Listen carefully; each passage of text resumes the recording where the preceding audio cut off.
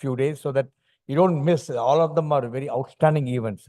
Like on the 17th of Feb, we have, that is the day after tomorrow, Mr. S. Gurumurthy is going to be talking to us, Indian corporate in the changing global world order. You all know Gurumati is already more than 250 plus registrations already happened. We got few more. This all can take up to 325. If anybody interested, just go and register so that you don't miss. If in case you're not able to get it, and please watch it on live. All this is again live telecast as being happening in respect of all the program. And I know Gurumurthy will walk miles to listen to him. Great thought leader. So he is kindly agreed to come and speak. Then 19th of Feb, I know a lot of people are very tough life is going on, a lot of things are happening. Then we thought, let's do something good for the people to relax. Steps to mental well-being. We got Mr. Irina is going to be talking to us. She's from Vedanta Academy. She's going to come and teach you some simple method, technologies, what Swami Parthasadi is really popularly in, propagated in Vedanta Institute. You come and listen to her, and I'm quite sure you feel good. And if you don't feel good, you make others feel good at least. Please come. Okay, then on the 20th February, again, we have very interesting event. Chennai Rains, helpless, hapless, hopeless.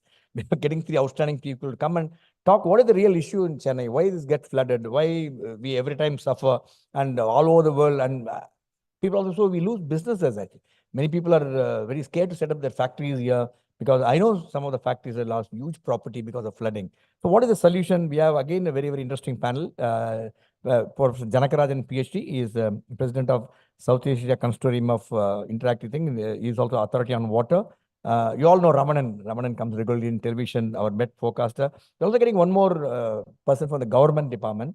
We have to get the name. He is going to be coming. And what is the initiative taken by the government? Because this is a subject you would have seen in newspapers regularly discussed actually. But people talk about it. But still the solution not happening. But you know the reasons, many issues keep happening, but it's beyond our control. Just quickly occupying the lake, interconnecting them, it's all happened. But I'm quite sure we should know that because as a citizen, we also have a role to play. That is what will also be highlighted in this, and along with what's the role of the government, what is the role of NGOs, and what is it actually in terms of technological requirement. Do come with the way the climate change is happening and is going to happen regularly. So better to come and understand what is happening. Then on 23rd Feb, again, we have an event, Read and Grow. More we do it for the students and very, very important. We strongly believe not a reader, you're not going to be a leader. So any reader, if you see, they're all outstanding leaders. And the subject what you are going to be talking to is Who My Cheese. It's very, very interesting. Many of you would have read this book, and we got the outstanding panel. Mr. P. Madhavan is the Executive Vice President of Sales and Marketing of CVM Sri Chakra. Then Malar Chandra, she is a Chief Human Resource Officer from Propel Technologies, and Sangeeta, who will be anchoring this session, is again management consultant. Then on Wednesday, 28th, our one of the very, very flagship one, I think this is almost full again. We'll be closing the registration soon. We already have over 500 plus registrations. MMA Amalgamation Business Leadership Award is being conferred on N. Chandrasekharan, Chairman Tata Sons. It's happening at Taj Coromandel. Any of you are registered, you're the lucky one to attend because we have a limitation of place only up to 700 people we can take. We're almost there, 600. So if you want to register, quickly get it done tonight. It's like, railway ticket booking for Tatkal. Do it, otherwise you may miss it. Just do it, and otherwise you can watch it live. This is again telecast live, so no problem. On 5th of March, we have a very interesting event because we are getting an outstanding professor, Dr. Sharat Sareen. He's an author and is also a senior faculty from XLRI. If anybody who is part of XLRI, he will talk, praise, and go miles and talk all the time about Mr. Sareen. He was such a popular professor. He's going to be talking about an ideal MSME holistic management approach. That's what he's going to be talking. Along with him, we have Mr. Kapoor. He'll be talking. We'll also have a very high profile. It's very, very important for the MSMEs. So we not to miss that. Then on the 17th of, then we have on 12th of March, we have an event of MMA competition for young managers. That's happening a part of the outstanding women manager. Then on 21st of March, again, I urge upon you, it's one of the finest war veteran is going to come and speak to us. 1971 war veteran, Veer Chakra, who actually fought the war and what he did is a helicopter pilot and how we really made Bangladesh and how he cooperated, what decision took place at the highest level. Many things which you not have heard or not in public domain, he will come and talk to you. And again, a fantastic, we are getting some war veterans to come and speak to us. This is happening on 21st of March. Then on 12th of March, again, we have competition. I mentioned to you, 16th of March, we have our Women Managers Convention. Please do come. That's again a good one. Didn't grow on 21st of March. Policy matters. We are having another important event. How GDP is going to impact. Is the GDP measurement is an important element for a country like ours? Is the GDP measured correctly? And there are so many, the GDP is in news. And is the GDP the right measurement to see the progress of the country? We got some outstanding panel again. We're trying to get Mr. Arun Kumar from Jawaharlal Nehru University from New Delhi. Then we have Mr. Shivaraman, former Revenue Secretary, is also accepted. So we have got some outstanding speakers again. Please do come. Then we have again events on number of events have been tied up. I don't want to go. Besides that, all the events happening at our chapters, regularly happening. What number of them are there? Please do come. And coming to today's event, lessons from cricket for leadership success. And this is actually beyond the boundary. You know, we had one before the World Cup, and only why the series should be happen only between two countries. Even MMA can have a series of lectures, and we want to have one pre-World Cup, one post-World Cup. Pre-World Cup, we got some cricketers, Said Kirmani, and somebody who's actually played cricket to come and show to really boost up our morale. But unfortunately, we missed it by a whisker. I think it always happens, no? Australia, even I think under 19, we lost to them. Maybe today's specialist will tell us, at least Mr. Ramki is here with us. He will tell analytics-wise why we are losing the final to only Australia every time. Ladies and gentlemen, we have an outstanding panel today. Mr. Sekhar is unable to join. He got a engagement. Yeah, he's joining. He's unable to come in person. So he joined us on Zoom, and he's with the Mumbai Indian team. You know that his advisor there. He's gone to Mumbai Indian team for a team meeting, and he's so nicely come out of the team meeting to be with us to share his thoughts. Ladies and gentlemen, put your hand together to welcome Mr. Raghunath, author, Mid-Wicket Tales, Mr. Giridhar, again author of Mid-Wicket Tales, Mr. Sekhar, he joined us on online from Mumbai, and Ramakrishnan, Sports Analytics, CEO on Sports. May I request you please take your place on the dais, sir. Mr. Ramki. Ladies and gentlemen, a big round of applause to our distinguished panel this evening. They are going to make your evening very, very interesting.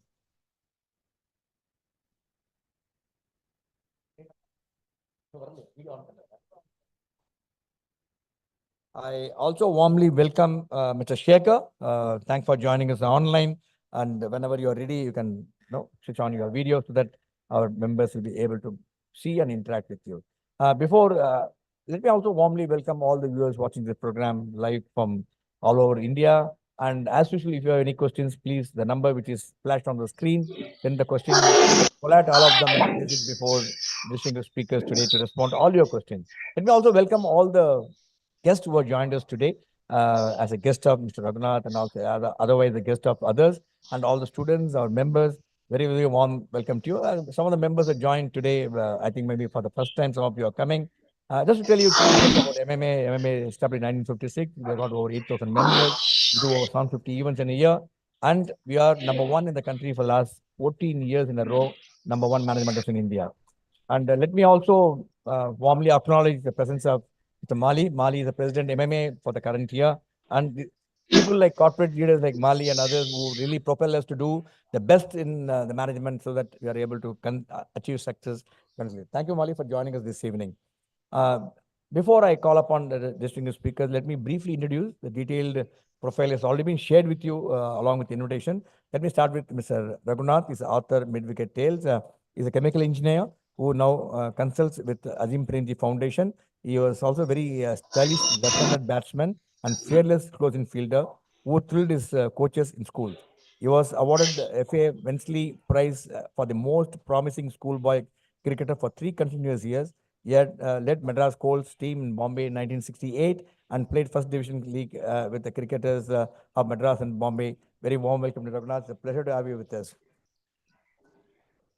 Then we also have with us Mr. S. Giridhar. He's again a co-author of Mid-Wicket Tales, and he's an early member of Azim Premji Foundation since 2002.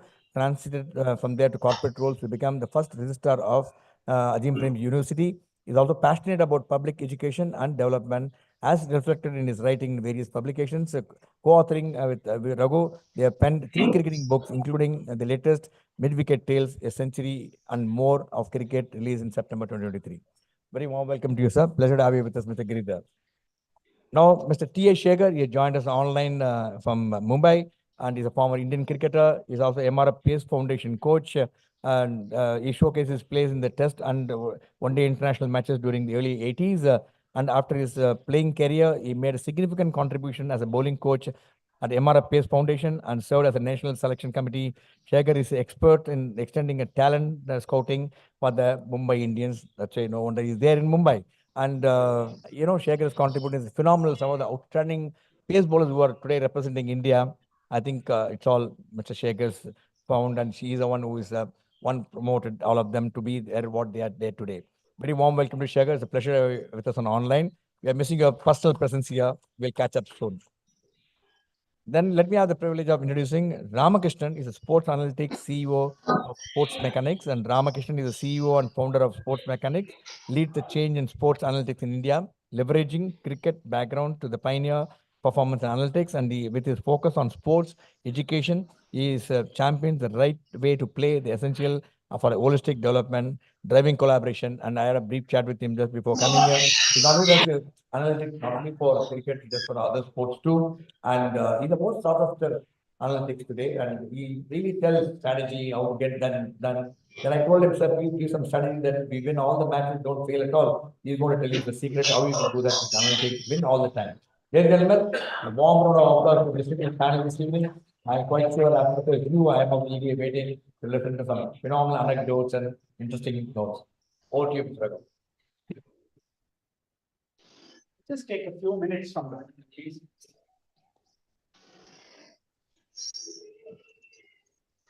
Good evening, everyone. We hope you will have a good evening and enjoy the session that's going to follow. Before I forget, I have to do this. The book, Mid-Wicket Tales, is right outside on a table for those of you who want to pick up a copy. It's for sale.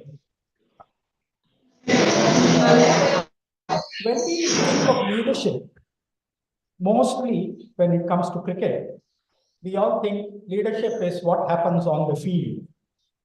From the toss, everything, the action that happens on the ground. Now, cricket has become such a huge thing in this country. It's probably the biggest corporation that's in this whole country. The revenues that it earns, the amount of people who are interested in this game, out of 1,300 million, maybe 500 million follow cricket in this country, more than the population of most other countries. Now, besides what's happening on the field, there is so much that's happening outside, from spotting talent, developing and nurturing talent, to a whole lot of technology, which helps in analyzing what's happening, the data that is available and that is being looked at across the country in various levels as people. So we thought it was very apt that Ramakrishnan, Ramki, who's been the chief of data analytics as far as sports is concerned, definitely cricket. He worked with Ganguly and right to start with the Indian team and has been in this field. We'll see a small video of this, which will give you more information on what he's done. Sekhar, as you all know, some of you may know, what I'd like to impress upon you is the fast bowlers were simply jumping off the line now is largely due to the efforts of the MRF-KAS Foundation, which was started a few decades ago. Sekhar has been involved with the MRF-KAS Foundation, as also, I think, Umapati, who is here. Now, Sekhar and the MRF-KAS Foundation have worked with Dennis Lilly, Glenn McGrath, and others, and have developed fast bowlers across the world. People from all other cricket playing countries have been sending their bowlers to be trained here. So we thought it is only apt that besides talking about what we have mentioned in our book, all the facets of cricket is in that book. Whether it's closing fielding or left arm spin bowling or right arm fast bowling or opening batting, everything has a chapter in that book. People who are seriously interested in cricket will find it extremely interesting. Now, over to Giri and Ramakrishnan. I go back.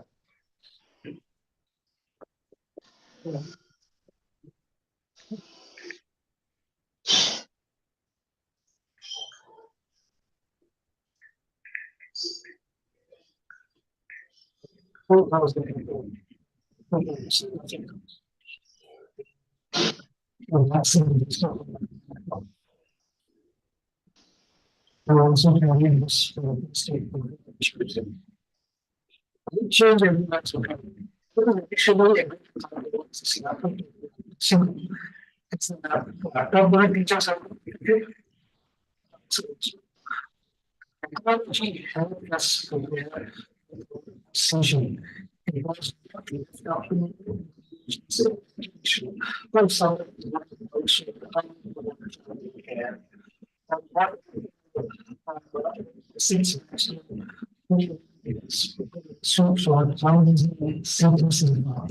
all those kind of influences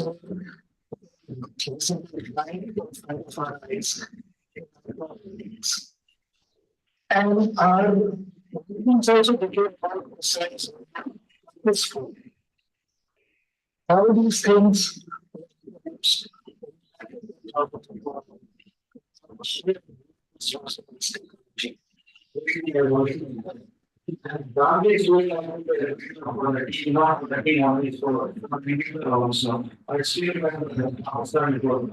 I got some mention which was one national that one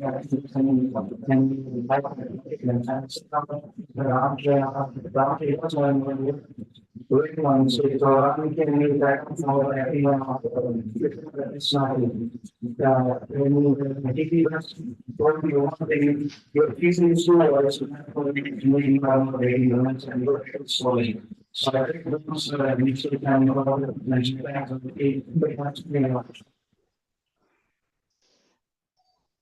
Hi Ramki, how are you? Hope you're doing good. I think in 2003, first time technology was introduced in the Indian dressing room, and after that, it kept on improving, and most of the players started believing that technology will make a huge impact in their performances. As well as the teams started using it from the state level to district level to now IPL franchisee, you get to see how much technology influence in their performances. So, personally, if you ask me, during my injury phase where I have to correct my action, technology played a huge role because I have to remodel my action and I have to come back from my injury. It was a serious back injury and I underwent a surgery. And it was like 6 to 8 months of every day recording my action and finding out what is the correct action which is suitable for my bowling, which is injury free as well. So I have to thank you for all your help and your company's help. It was immense during that tough phase of my career. Hi, Ramki. Hope you're doing well. Just wanted to say a big thank you to you for your contribution. Okay. And also for listening to this as well. We have some sort of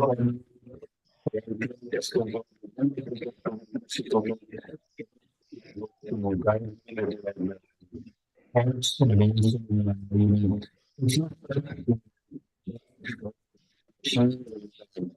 sometimes small things can actually make a big difference. I remember when I was young, so I'm came up with a video and I said, listen to the thing in the next 2 days. So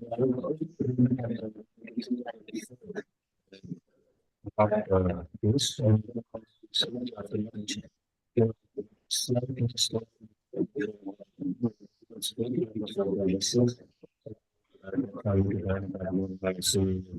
Thank you, Marky.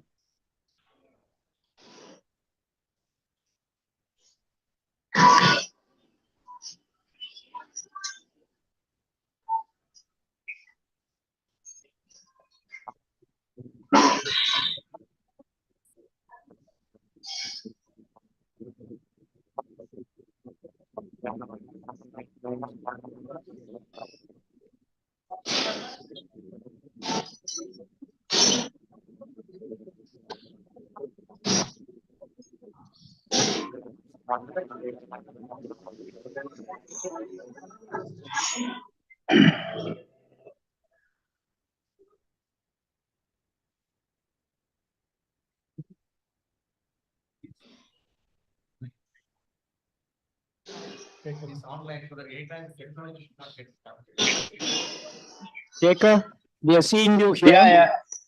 Yeah. Yeah. I'm on board. I have talked to the audience a little about MRF Foundation and your part in it all these years. And maybe you could give them a little 1.5, 2 minute idea of what MRF Pace Foundation has done and the kind of bowlers who've rolled off that assembly line. Over to you, Sekhar. Good evening, everyone. I joined Pace Foundation in 1988, and I've never been a coach before that. I was only a player. Still, I will continue to play. But Dennis Lee was the head coach, and he was authority on fast bowling. And then he took up the challenge of training fast bowlers in India. And even though there are a lot of criticism on Indian press that Dennis Lee never played in India, how he will coach the Indian fast bowlers in India. But the thing is, it was a great initiative by MRF that India didn't have fast bowlers after Kapil Dev, because MRF started in 1987. So the late Ravi Maman thought after Kapil Dev, or if some good fast bowler bowling along with Kapil Dev, it will only enhance the Indian fast bowling scene. This was the vision he had, and his ultimate vision was India should have a bench strength of about 8 or 10 fast bowlers, and India should always tour abroad with 4 or 5 fast bowlers, out of which minimum of 3 fast bowlers should be from MRF, or if not 4, at least 3 fast bowlers. This was a vision he had, but which became a reality by about 2004-05. Every Indian team which toured Australia or anywhere had 4 Indian fast bowlers. I think it came a reality in 95-96 onwards. So Dennis Lee was somebody who was a living encyclopedia of fast bowling. In fact, he rewrote the fast bowling technique for the English coaching manual in the mid-90s. If I have to describe what is Dennis Lee, I think he is the best fast bowling coach ever I have seen in my career. And the fast bowlers, like it started in 1987-89. The first fast bowler who played for India was Vivek Rajasthan, went to Pakistan. On his debut, he got 5 wickets. Unfortunately, he didn't play much after that. It was not his mistake. It's something else who couldn't play because he was good at that time, because India needed a fast bowler, young legs and young shoulders we needed in the late 80s. After that, regular flow of fast bowlers started coming in the form of Venkatesh Prasad, Javagal Srinath. Even though Javagal Srinath was not a regular trainee of the Pace Foundation, but he was doing engineering because those days he felt that engineering was very important for his career. So he used to come only when there was a break in his college curriculum. Then Zahir Khan came, Irfan Pathan, Munaf Patel, Srishant, RP Singh. So there was a regular flow of fast bowlers coming out of the MRF stable. So today, if you look at, India is more recognized for a fast bowling than the spinners. India is struggling with quality world-class spinners. Except for Ashwin, I don't see anybody who could be a world-class spinner. So now India has so many fast bowlers are coming. Of course, Kapil Dev was the inspiration initially, but MRF hard work in the last 35 years, and they created an awareness for fast bowling coaching, has really made what it is in India now. Thanks, Sekhar. Thank you very much. We'll get back to you as we go along during the program. Okay. Ramki?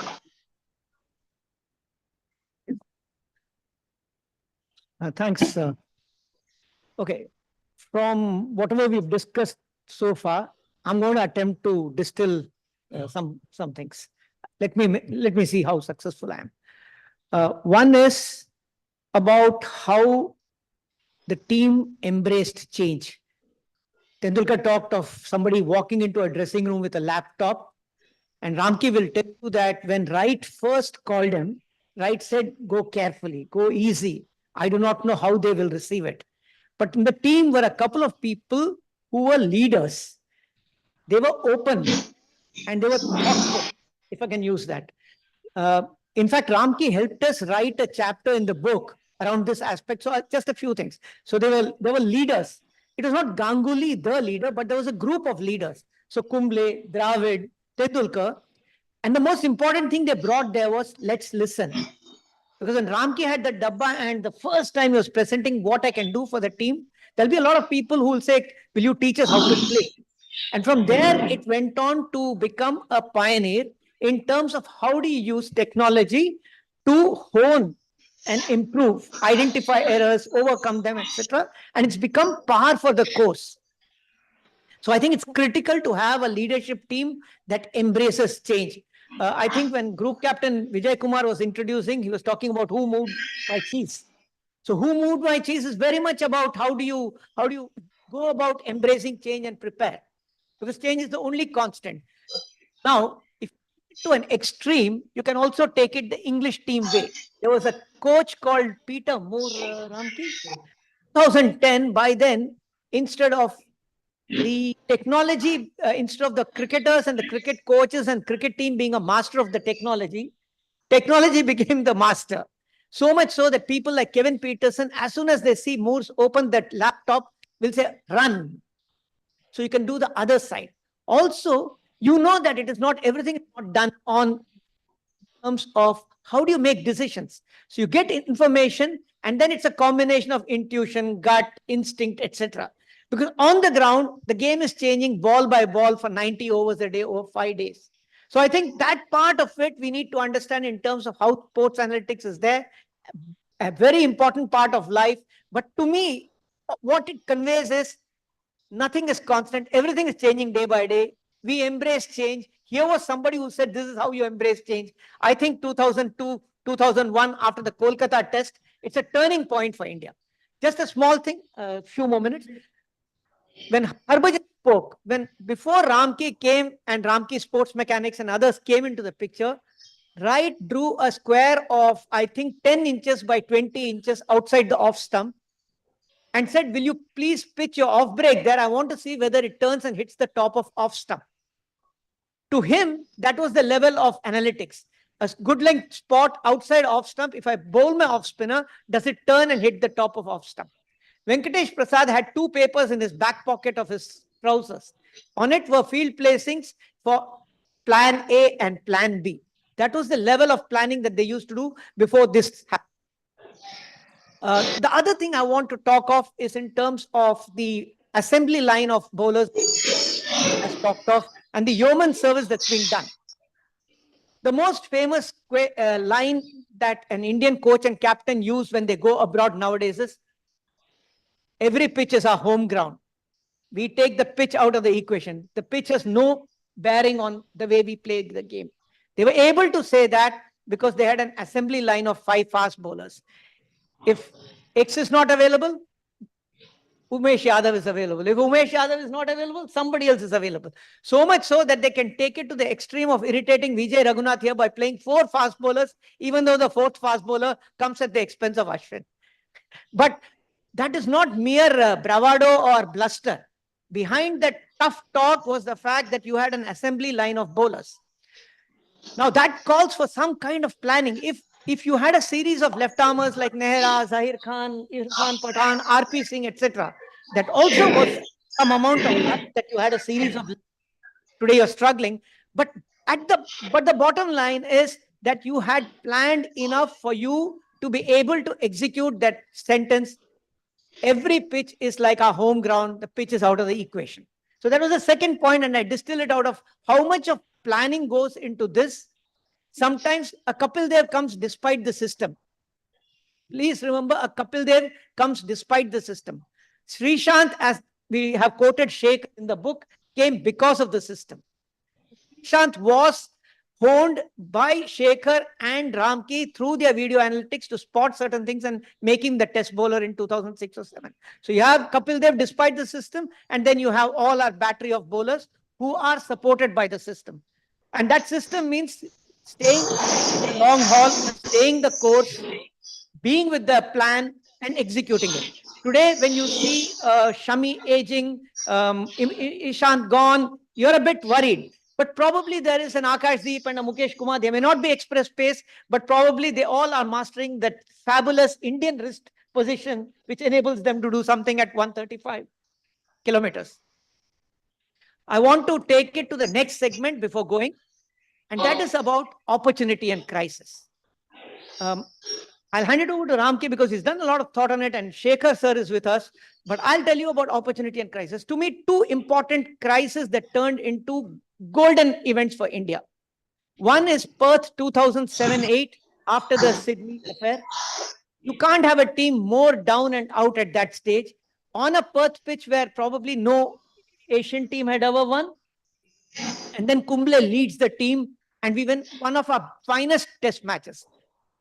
In our book called From Mumbai to Durban, India's Greatest Test, we have put that Perth test there, and we had 28 test matches there. But I'll stick my neck out and say, if you have to write a book with just 6 test matches also, the Perth test might come, simply because you won that test against the gravest crisis. How did a leader and his troops come together to make Perth? There is need to understand it.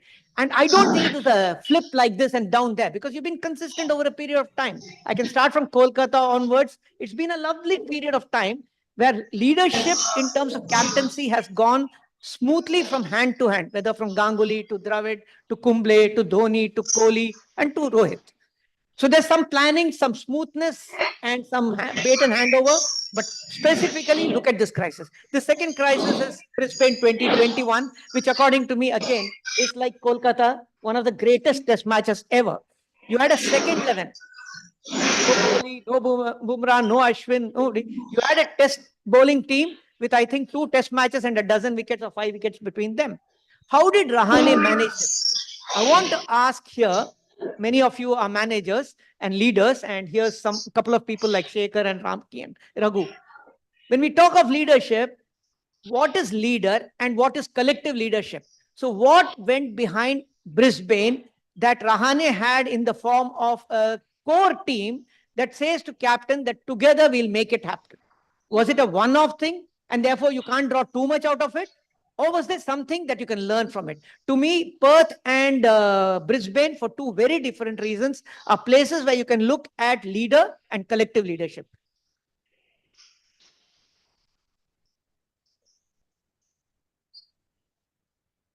Good evening, everyone. Thanks for the opportunity given. I think, first of all, I have to thank Sekhar. Without Sekhar, I wouldn't have been where I am today. So in 2000, I was a cricketer aspiring to play for the country, went on to play the junior state, was in the state problems, faded out after that. Then got into banking. Everybody said against my wishes. Everybody pushed me into banking because they said the banking career safety first. Somebody is giving you a job for your cricket, so better go and join. So I joined against my wishes, though my family pushed me in. I went and joined Indian Bank as in the sports quota and played for Indian Bank for 13 years. And then once I stopped playing, it kind of hit me as to what I was doing with my career. Married, 34, with 2 daughters. I took a plunge when my neighbor, who was starting a payment gateway, said, Ramki, you don't fit in as a banker. Why don't you join us as a marketing manager? It is just that God keeps throwing opportunities at you, and I happened to notice one of those. And I said straight away, I'm on board, and I didn't like the the banking environment out there. It is not designed for high performance. So by kind of, when given the opportunity, I quit public sector, went into private sector, that to an IT industry. And when I joined there, it was 2000. And when I joined there after a month, the dot-com bubble broke. And they were starting a payment gateway and that got shelved. So I was at the crossroads thinking what I was doing, resigning my public sector job, safety job, and here in a private sector. And what I went in for now is not there. So what do I do? And the promoters of that company asked me, Ramki, what are you going to do? And I said, I'll stick to sports and convert sports and technology. So that's how I started. And the initial stages, we were looking at, a video-based motion analysis system. We went on introducing visual-based coaching in India.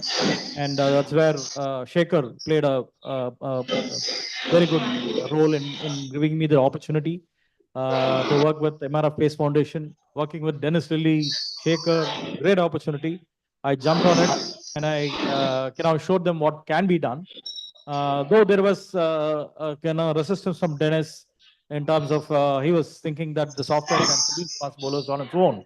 I said nobody believes on their parents, and I joined them and started producing results for Dennis, and soon he became a big fan of what we were doing, and it greatly augmented his coaching. So from 2001 to 2003, did a lot of analysis among mini bowlers, the company of all the top coaches in the world. And initially I was trying to sell licenses of the software, but couldn't. So I started providing services and that really picked up. Everybody was happy with me doing the technology job and the coaches were happy doing their job. And so we were augmenting the coaches, in terms of their coaching, in terms of their feedback, how there is an explosion of data happening around the athlete and how we can capture that and provide that to the athlete as a feedback. And when it was served through the intelligence was served through the through mouth of Dennis Lee, Sekhar, it got really well accepted.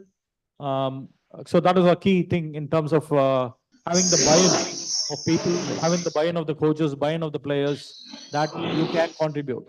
Because in India, it's more like what cricket have you played? So only people who have played for India have an authority to talk. So they didn't accept us such. What cricket have you played was the question. And so in fact, one of the meetings where a few of young cricketers, I don't want to name them, but they all joined together and said, Ramki, what cricket have you played? It was a sarcastic remark. They were trying to put me down. And I responded saying I had to push them back. I said, I've not played the level of cricket that you guys have played, but I know one thing for sure. They said, what? I know I'm far more intelligent than all 15 of you put together. I had to push them down, but immediately said, I have greatest of respect for your skills. So that is one. But I have a skill set which is different from all of yours. So I have a right to be here, add value to you. So that's where the confidence essentially came from working with Dennis Lee, Sekhar, and all that grounding of 100,000 cricketers in the company of all the top coaches in the world before I joined the Indian team. So it was at a meeting in the NCA, John Wright said, make a presentation to the coaches on visual-based coaching. Coaches were all the legends, Kirmani, Roger Binney, Kiran More, Prasanna was there. So it is a phenomenal lineup out there of coaches. And I was asked to make a presentation. Me as a cricketer, young cricketer, who had looked upon them, now I was making a presentation to them on visual-based coaching. And it was a 45-minute session. But then everybody liked this the session so much that they asked me to continue. John asked me to continue for the entire day. At the end of the day, he asked me, Ramki, do you want to join the Indian team? The money is not great, but I said, no Indian would refuse that offer. I'm on board straight away. So I joined the team at 30,000 rupees a month. At that point of time, it was, but it was not the money. It is a joy and it's a satisfaction of rubbing shoulders with the greats in the dressing room that propelled me to take the decision. And today I am what I am because of that decision. And thanks, Sekhar. Thanks for all the support you have given me. I would like to place here also on one occasion where we all thought Bob Woolmer was the was a very tech-savvy coach. And, we always talk about leadership and change and embracing change. And Bob Ulmer was tried something different with the earphone. And that was, there. And we all thought he was good. And there was a international cricket coaches conference in Sri Lanka. And I wrote to Bob, and Bob said, I'll be glad to share the podium with you. So I went there, and the tournament organizer, the event organizer said, Sekhar and myself went there, and the event organizer said, you can't go in unless you pay 5,000 rupees and register for the program. So I didn't have any money at that point of time, and Sekhar was the one who paid me for that. He sponsored that 5,000 rupees, and he enabled me to go and make the presentation along with Bob Ulmer.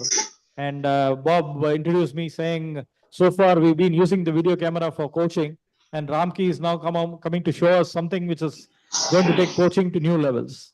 And that's why the first time when computers and cameras were all integrated, and the output was there for the coach to augment the coach and their coaching methodologies.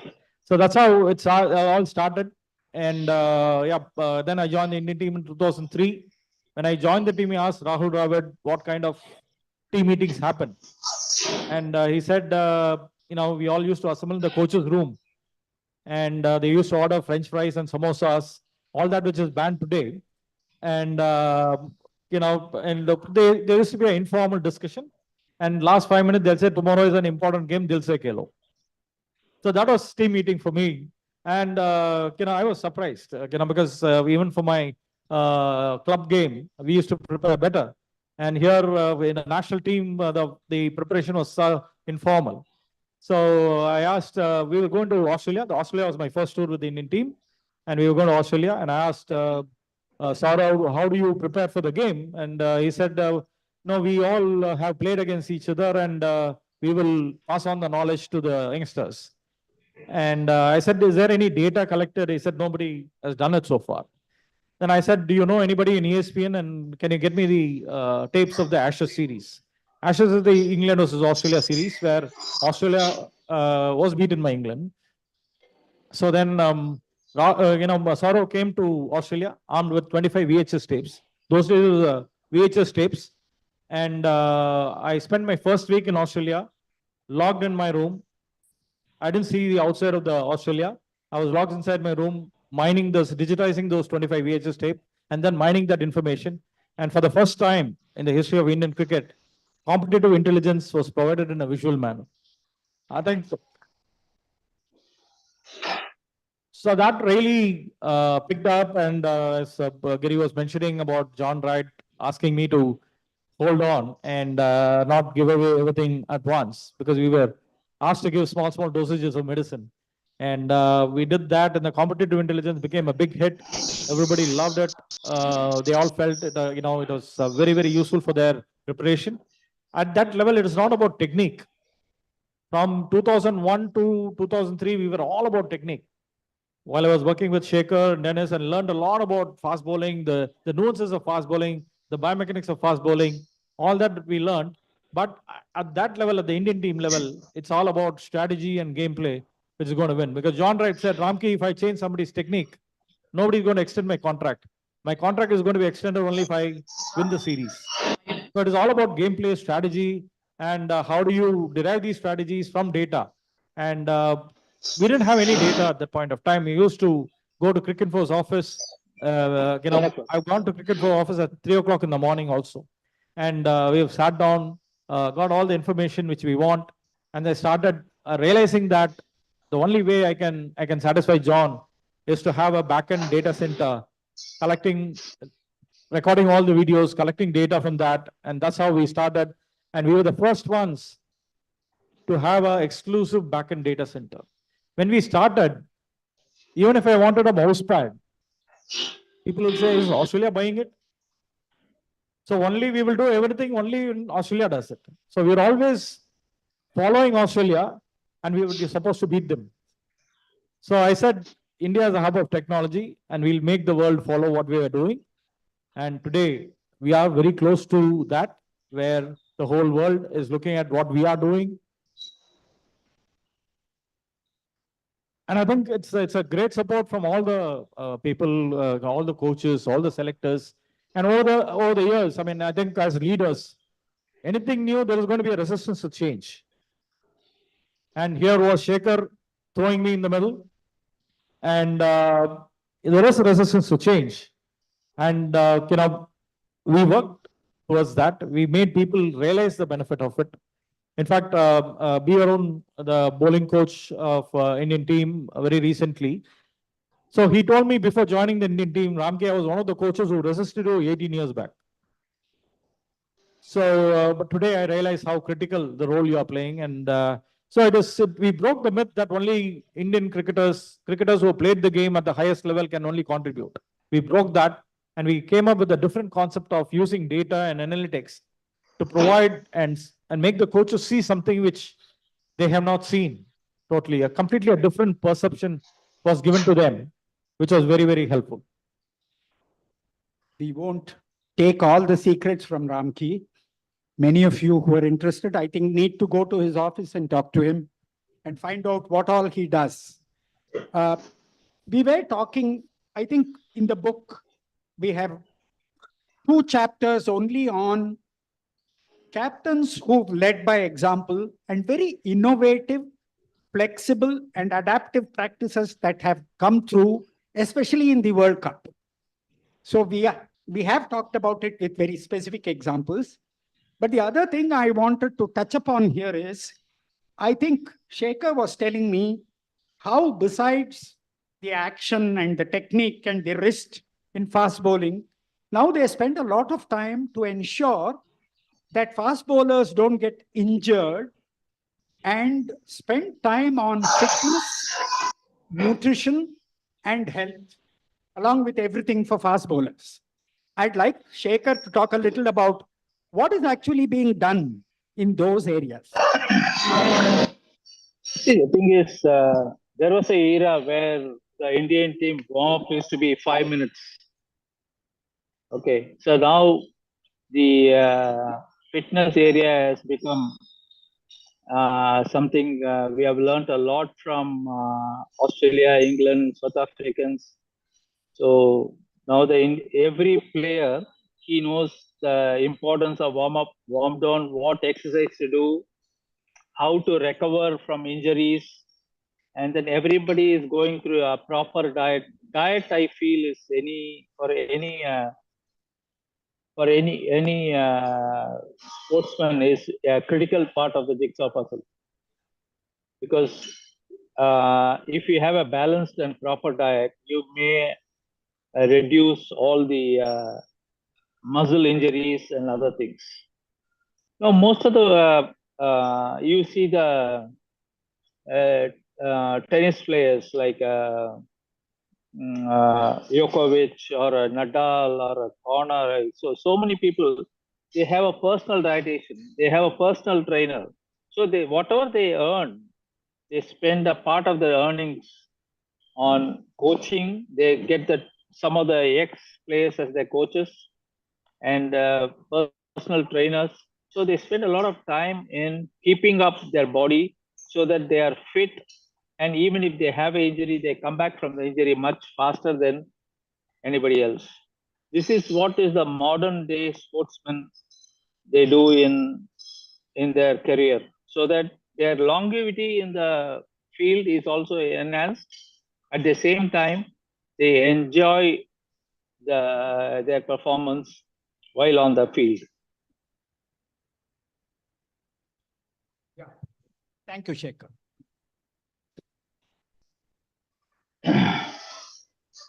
Yeah. So when Sekhar was talking about how players constantly reflect on their play and do everything needed to improve themselves, 2 things. One, he talked of the fitness and how they invest in their own personal coaching, etc. It reminded me of what I had written about India's great school teachers. Every good school teacher that you find is actually a reflective practitioner. Am I teaching better today than I was teaching yesterday? Are my children learning better today than learning yesterday? And I see a very big parallel between any kind of profession. If you want to excel at your profession and you're passionate about your profession, then constantly invest a certain amount of your time and effort on getting better at what you're doing. And therefore, that funda about wanting to be better today than I was yesterday is an important thing. Nothing exemplifies it for us as a leader than Kohli, for example, between 2014 and 2018. In 2014, he couldn't score a run of Anderson for all the money in the world. I don't think he stopped cover driving or he stopped playing those shots there, but he made those infinitely important adjustments here and here to ensure that 2018 was probably one of the finest non-English batsman seasons of the year. I think nobody scored more than him than in 2018. Talking of Kohli and diet, look at what a leader does. Today, if you see that the Indians are very particular about diet, and I'm not talking of the Indian cricket team, it percolates to India A, it percolates to under 19, it percolates even to, let us say, etc. Why is it? Because suddenly we see that exactly, and who better than the leader to demonstrate that, look, I'm not ever going to have this kind of food, come what may. There's not even going to be one cheat day in my month. That's the extent. And when a leader does that, then everybody else obviously follows up. They may not be able to do it to the same extent as a Kohli can, but they know that that's the standard, and at least I must go as much as possible. So the leader definitely does inspire where needed. Sometimes you are right there in the front, sometimes you're right at the back. For example, Brearley's averages in test cricket, you can be very sure he shouldn't have played any test match, because there must have been other opening batsmen better than him at the job. But the fact, Mike Brearley. But the fact is that Brearley was probably one of the greatest ever cricket captains ever. What did he bring into that? So apart from apart from very ordinary batting skills, what he brought was an infinitely important element of leadership, by which he was able to make sure that the gestalt happened, that the sum of the parts were great, the whole was greater than the sum of the parts, as you say. So somehow he was able to get all of them together. For example, he knew that I must be very careful while handling Willis. But with Botham, he could say that I will ask Taylor to stand up to the stump, not to stand up to the stumps, so that he gets riled up. In fact, it's the same with the Indian cricket team. If you remember, we have a very good fielding coach called R. Sridhar.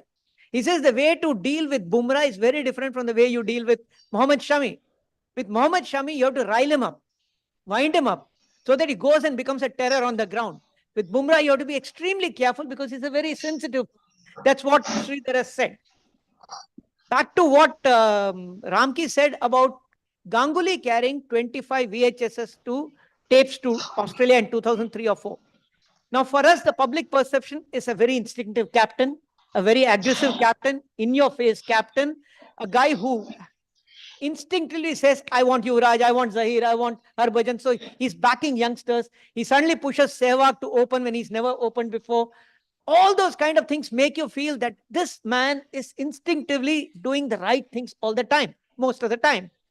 But we forget, and by the way, hold on. We also make fun of the fact that Ganguly carries 14 bats or 15 bats even on a 3-test tour.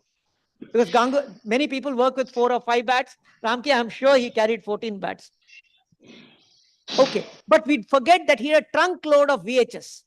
In 2003-4 series against Australia, we should have actually we should have won that series. We drew it 1-1. Bit of bad luck in the final test, and one morning which went wrong after that Sehwag's 185. Ganguly was very critical there. People remember that the turnover happened around 2001 with the Kolkata test, but this 2003-2004 was like a impossible barrier for us in Australia. Carrying 25 VHS was nothing but he and Ramki working together along with Kumble and along with others and Wright and others to see what should we bowl to these Australian batsmen and keep them in check more than anything else. So to each batsman, they had already nailed it through all those VHS tapes that Ganguly personally carried for Ramki and Wright.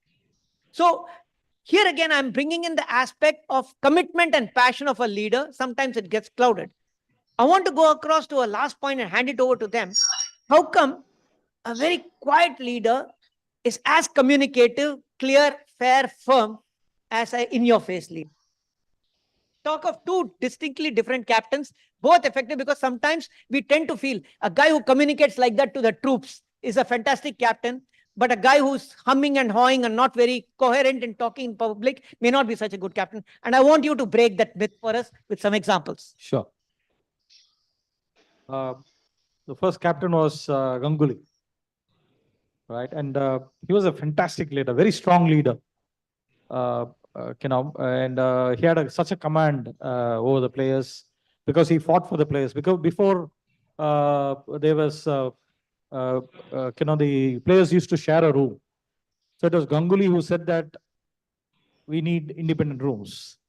And he was the one who fought it and got it also. So again, whether it is betterment for the players or he wanted a player of his choice, I think John Wright and Ganguly were the chief architects of high performance, that they laid down the foundation for the Indian cricket team to turn around. And from then on, the kind of the work ethics which was followed, the north-south divide, the seniority, juniority, all that, nothing was there. Everybody was equal, and the senior players went out of the way. In India, when the elders are there, we don't talk often, we don't open our mouth. So none of the junior players open their mouth in front of Sachin Tendulkar or Ganguly or Rahul Dravid. So they used to remain quiet. There was no contribution from them in the meetings.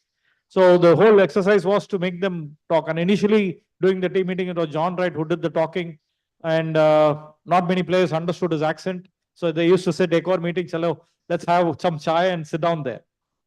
But we changed the way the players prepared, the team prepared for the meeting. We asked them to prepare for the team meetings, come back with a questionnaire on each of the players they were going to play. It is about how much they know about the opponent, and it is about how much we open up their mind to think about, and because there are so many distractions. And when I talk about leadership, distinct comparison between Dhoni and Saurav. Okay, they're very distinctly different styles, but both were strong believers. Both felt that impossible is nothing; it can be done, and they infused that kind of strength and confidence in each of the player. They backed the player to the hilt. Just imagine a middle order player like Sehwag going to a first Australia series, Australia and overseas tour, getting into the facing the likes of Bretley and Gillespie, and he scored 196 runs in Melbourne. And when he got out, I said, "Viru, kya shot mara yaar? Why did you play this shot?" He said, "Ramke, I got to 196 playing those shots." So that was Viru for you. So, everything on the style, talked about how Saurav Ganguly kept Steve Waugh waiting. The kind of mind games which are played. I mean, Australians, it was well orchestrated. Everybody joined. It was all well planned, right? They used to put you on Perth with the most bounciest wicket, beat you in 3 days' time. Then they will start pounding you through the media. The former players, everybody will talk about breaking you down mentally. And it is a 93-day tour. You're 93 days away from your home, your food, your culture. 93 days of pounding by the Aussie media. That was years back. But when they come to India, okay, they play the test series, take a break, go to Singapore, relax, then come for the T20 or ODI series. But the scheduling what we had those days was a continuous 93-day tour. And once you lost in Perth, you're gone. Even expected when we went for the 2003-04, everybody expected the match to be over by 3 days. The broadcasters made a killing.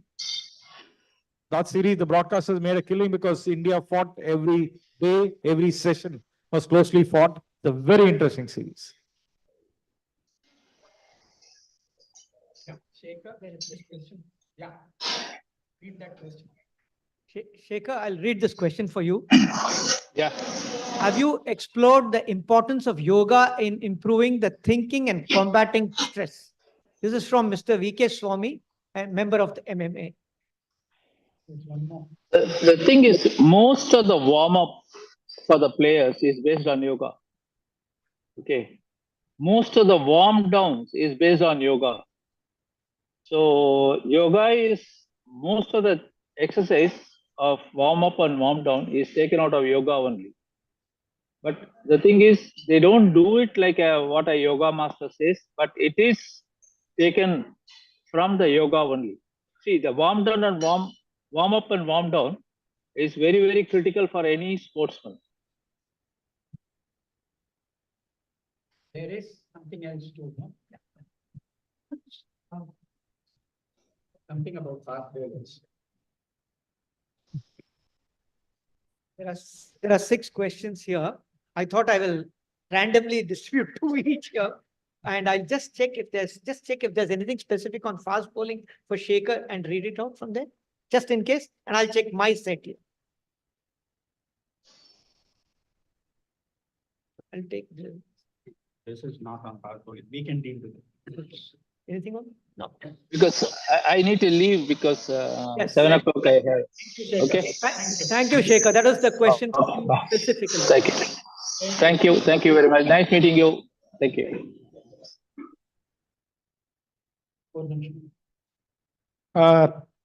We have talked in this book of ours a lot about leadership that came out very, very, very prominently in many of the World Cups that were played. Leadership exhibited by captains.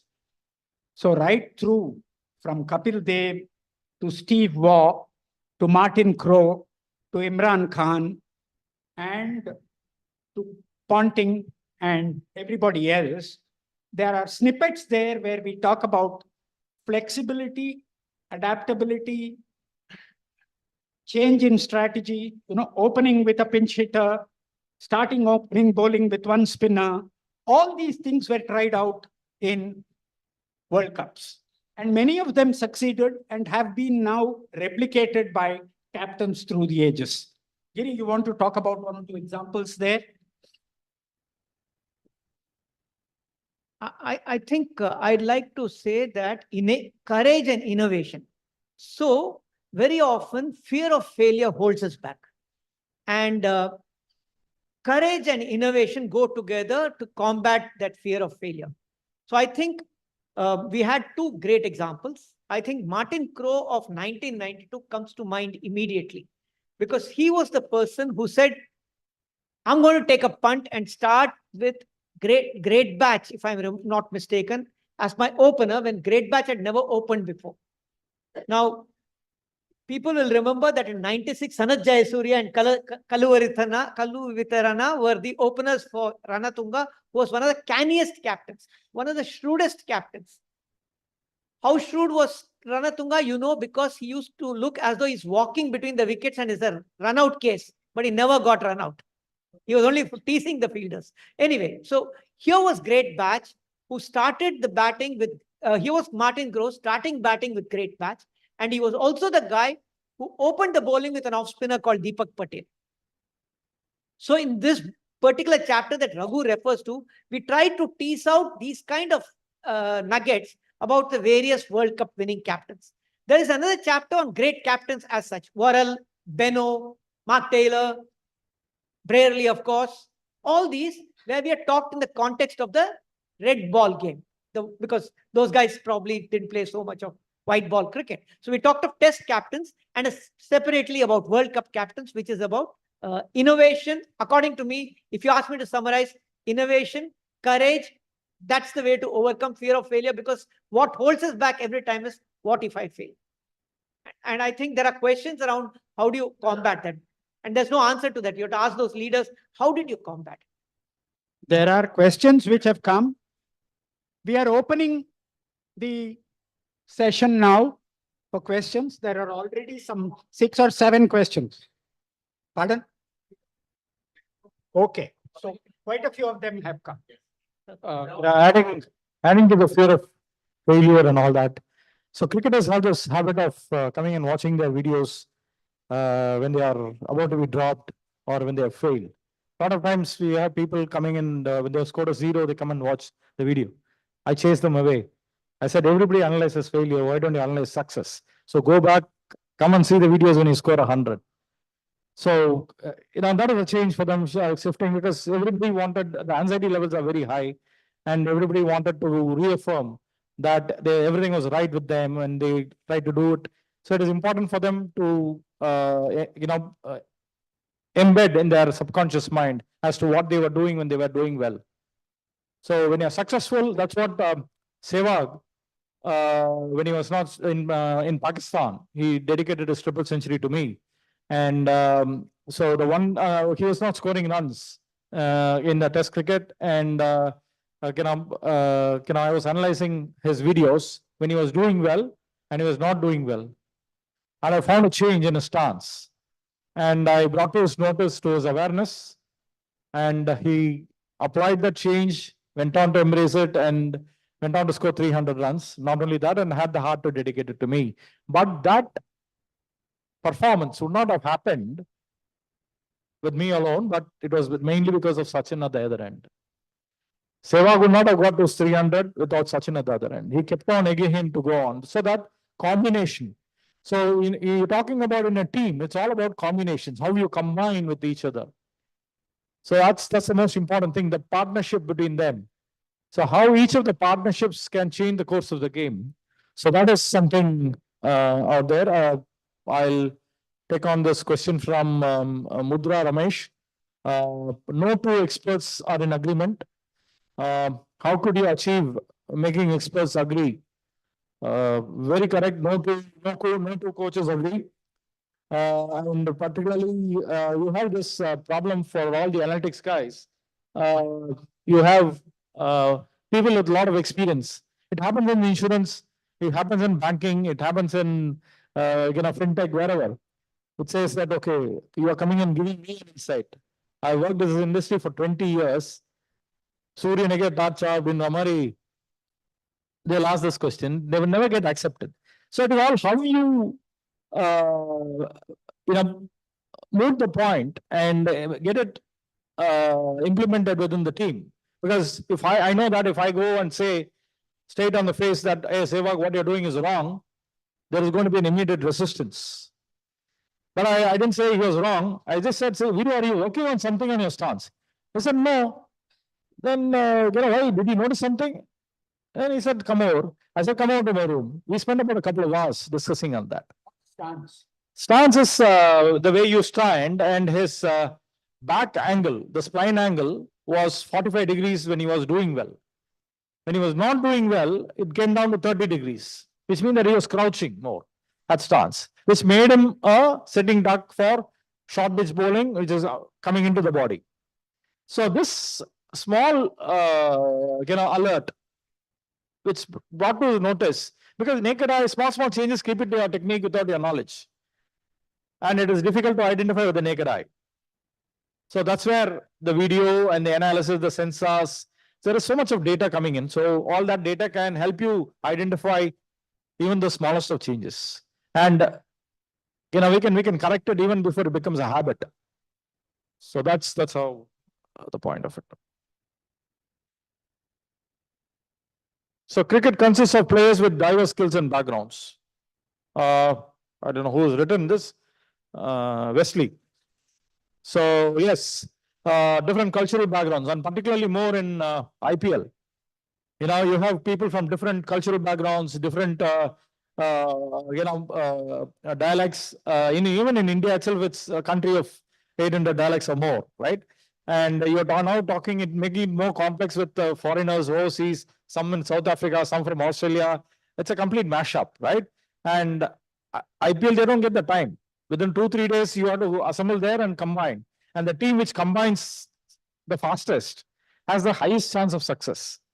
And that is what nowadays teams spend some time providing all these backroom exercises to have the team bond and align itself culturally.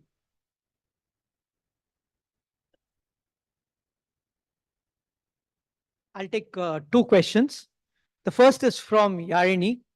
Cricket is a sport where failure is inevitable, yet success is often determined by how one rebounds from setbacks. How can leaders foster a culture that embraces failure as a learning opportunity and encourages resilience among team members? Extremely difficult. So let's take it two ways. One, for a cricketer who starts, let's say, serious representative cricket at the age of, say, 18, 19, an active career will by and large finish by the time he's 33, 34. Then it's on the way down. Only a few play later. So in other words, all the adulation, limelight, perceived public success, etc., everything is compressed into those 14 years. There are few who study and have a parallel career, but nowadays most of them are betting on making professional cricket as their career. And that career, if you are successful as a cricketer, is till 33 or 34.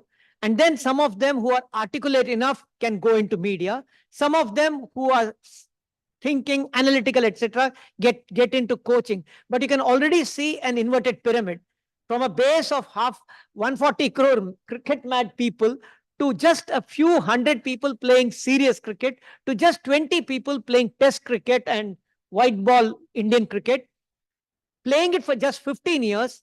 It's only a matter of one slipped run out, one failure with a bat, and then suddenly you're consigned into the reserves. So there can be no comparison for at least an Indian cricketer with any other profession. So we have annual appraisals done by our supervisor in professional life. These cricketers get daily appraisals done by 140 crore Indians. One more thing to add. So I was working for KKR in the first season of IPL, and Juhi Chawla was there, and during Calcutta Knight Riders, and John Buchanan. And we met Juhi Chawla at a party, and I said, Juhi Chawla, how many years have you been in the acting? She said, 25 years. I said, oh, that's too long a time. Are you not tired? She said, this is nothing. The pressure here we are facing is nothing. Just imagine the cricketers, they get only one opportunity. And every time they go into bat or bowl, they have 100,000 people screaming for their success. And if they don't perform, the houses are stoned, a lot of negative things are talked. Such is the passion. So such is the pressure for an Indian cricketer. It's this, as Giri rightly pointed out, there is no other profession in this world, as far as India is concerned, where there is so much more pressure. I mentioned it in another context sometime back when Beckham got sent out with a red card in a 98 World Cup or something like that. He was pilloried, and in fact, an effigy of Beckham was hung outside somewhere. So that's the extent of the football mania, and that goes on. So the pressure on sportsmen playing at that level is enormous. Two more things on that question before I move to the next one. A batsman is considered extremely successful when he or she has a batter is extremely successful if he or she is having an average of 40, 45. The fact is, for example, that batsman has a likelihood of failing in 2 innings out of 4, perhaps even 3 innings out of 4 before hitting one good century. So players from the beginning know that they're just a ball away from failure, and they know that probably I have to make an innings count when I'm starting to bat well, because I know that 2 out of 4 I'll fail. So they are built into them is this feeling that a good day will follow a bad day, will follow a good day, and I must make it count. And that's how they probably have their own defense mechanisms.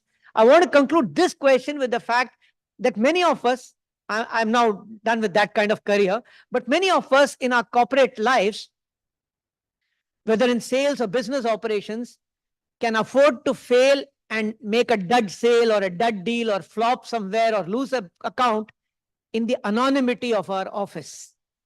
I will know, my boss will know, my bosses will know, my colleagues will know, but within that community is all that it is. For them, that is the world, but it is not public scrutiny.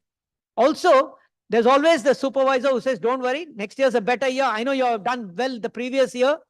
The previous 2 years, you got an outstanding rating. This year was a bad year, you'll buck up. So for them, to overcome that blip and continue in the anonymity of being assessed and evaluated in a closed group is a luxury that sports people don't have. So there's no comparison. I think all my sympathies are with sports people. However well paid they are, because Raghu will pile on to me and say, man, they are getting paid crores, so let them get that pressure. But that's a different topic. I'll just finish the next one. The role of a coach in cricket is pivotal for team development. What parallels can be drawn between coaching in cricket and leadership coaching in organizational settings? It's a question that is very dear to my heart. Because when I think of organizational settings, very often, I have some fantastic people who are doing very well for me consistently over a period of time. And then as the general manager of that business operation, I have a regional manager's post opening up. One post. I have 2 or 3 people who are equally competent and deserving of that role. So for me, I lose a few weeks' sleep as I mull and think of what should I do. One of the ways to do it, and that's what cricket coaches also do, is go to the 2 guys who are not going to make the cut and first tell them that, look, this position has come up. I'm very sorry. Raju is going to get it. Yaar, Rajneesh, Sudeep, tough luck for you. I know there'll be another chance, but this one goes to Raju. And until you give me your okay and say you're comfortable with it, I will not be able to go to Raju and tell him he's getting that job. That is extremely difficult for a business leader or a team leader to make selections. All the time, the torture is selections. Also, when you work in teams, especially if you have a first line reporting of 15, 20 people, you develop close bondings with them. In India, you also have social bondings. I don't know, Badri, whether in abroad you have very clear boundaries. But in India, you tend to mix it all up. So it becomes even more complicated for the Indian managers. Where does emotion come in? Because I think emotion is very important. You can be very cool and say, look, you have to make a ruthless decision. Nothing is ruthless. Because every time you make a decision, you lose without your own knowing sleep and peace of mind at some time. That's a price we have to pay. It comes with the territory. So I think it's the same with the team. You travel for 90 days, Ramki, you sit with a team. There are 17 players there. And you have to be fair to the first 11 you chose in the first few games, because you can't drop 1 or 2 people like that. So they have to get a consistent, fair run. So you have to be fair to them. Number 13, 14, 15, and 16 are saying, Yana kepopa chance kadeko. And then you have to go and spend perhaps more time with number 13, 14, 15, and 16 saying why they are so important to the team. That to be number 13, 14, 16 itself is a great thing. Just wait. Put yourself in the shoes of that guy who failed for 2 consecutive tests. If you are there, don't you think you would deserve a third? And you have to manage his morale and so on and so forth. So I think, to me, in organizational setting, you have a team which has got the stars, you've got the solid citizens, and you got all those slightly unlucky guys who deserve to be somewhere up there, but are not making it. How do you manage across the entire team so that you give enough time? Do you give more time to players 13, 14, 15, 16 for the sake of team spirit, morale, and environment? Or do you say that, look, I know those guys are not going to be there on the ground, so I might as well invest all my time in pushing the morale up of the first 11. So there are parallels between these two, but to extend it beyond a point will be silly. I wouldn't like to do that. In fact, I feel very uncomfortable when we draw leadership lessons from cricket. Ultimately, since I'm answering my final question, ultimately cricket is a game. You should enjoy it without trying too much into looking at leadership lessons, etc. In other words, finally, I'm coming back to saying, itna bada topic, vandam pa. We take this question. Yeah. Ramki has been asked something very specific. Yeah, this is from Raghupati. Learning models are used by all teams. What makes the Indian model the leader? What makes India the leader in this? Yeah. Perfect. Yeah. So not only as a team, but every individual has different learning styles. So when we started providing content for their game preparation, it has to be personalized for each individual. So it's not a one size fits all. The information given to Ashwin is very, very different to information given to Umesh Yadav or Jadeja. But the absorption levels of Jadeja or their absorption levels with respect to data and other things may be limited. So each one have their own learning style. Some are acoustic in nature, oral instructions is enough. Some are kinesthetic in nature. They have to do it to feel it.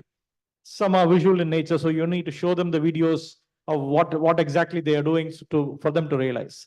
So each one have their own learning styles, and we have to serve the content in such a way, because I believe that 25% goes into all the research and analytics and all that. The next 25% is the most important one, is being done by the team, by the person going along with the team. He, literally embeds the plans into the subconscious mind. So how well you prepare them, how well you embed those 25% of the instructions of the game plans into their subconscious mind, so that 50% goes into execution. But how well they execute depends on the first two blocks, right? You have Chris Gayle hitting you for 4 boundaries in the first 4 balls. What do? The bowler, does he become nervous? Does he stick to the plans? All depends upon the game preparation. A lot of people prepare very differently. And a lot of times you have these one series wonders where, people get carried away with all the adulation, right? In India, it's very, very difficult to keep away from the adulation that you receive. So when they come in, people have a lot of time to prepare. They want to learn, they are eager to listen, and they are hungry to achieve. And one match they perform, the media goes on a frenzy, they are making him a super player, and suddenly he's being pounded by their relatives for dinner, by their sponsors for dinner, by their girlfriends.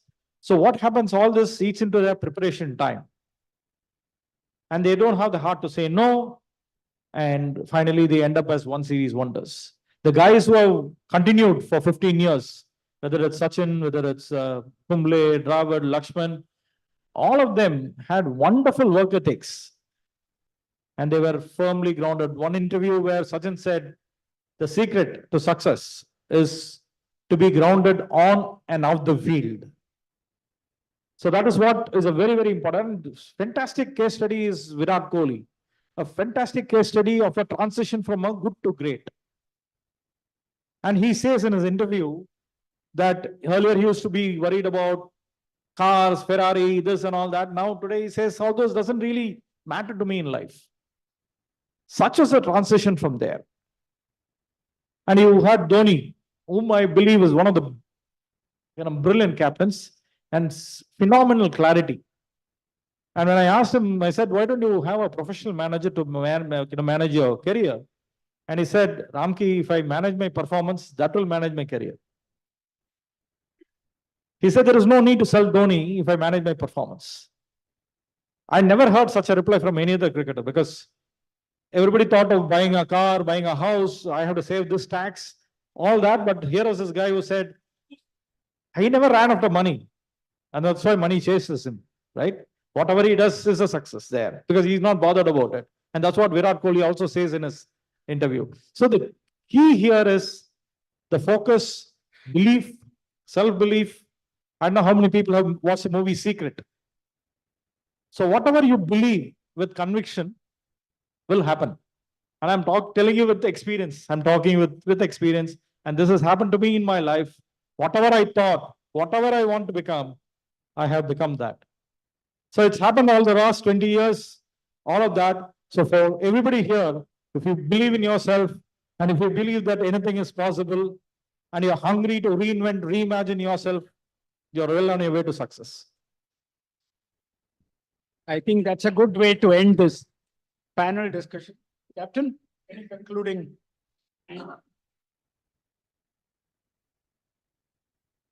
Thank you so much, sir. What a fascinating evening and a lot of leadership lessons. Many of us learned, resilience and the passion, perfection, and learn from the failures. Because we all know about it. Because when you see from outside, it looks so beautiful and players and any of them. When you hear from them, I said we are better off here, and keep clapping. I think that way is good. Gentlemen, a big round of applause to fantastic. Please come on here. Venkat, you also now join me to present the memento. Sir, can you step out? all that we give some lovely books. Read. Come. Take a picture. Camera like this. Come from. Okay. Come from. Camera.